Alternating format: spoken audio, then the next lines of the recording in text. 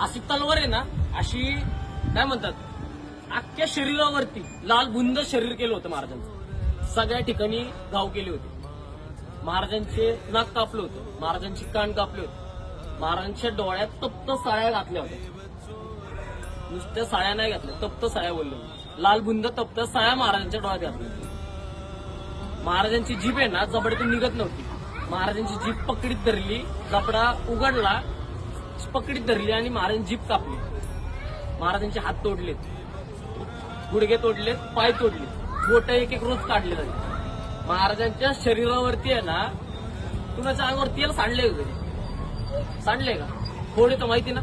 महाराजांच्या शरीरावरती आहे ना उकळलेलं तेल, उकळलेलं पाणी टाकलं गेलं आणि रोज आहे ना ते कातडं सोडलं जात होतं. म्हणजे एवढे हाल आपल्यासाठी सहन केले त्या राजाने. ते बलिदान आहे ना कधीच विसरायचं नाही.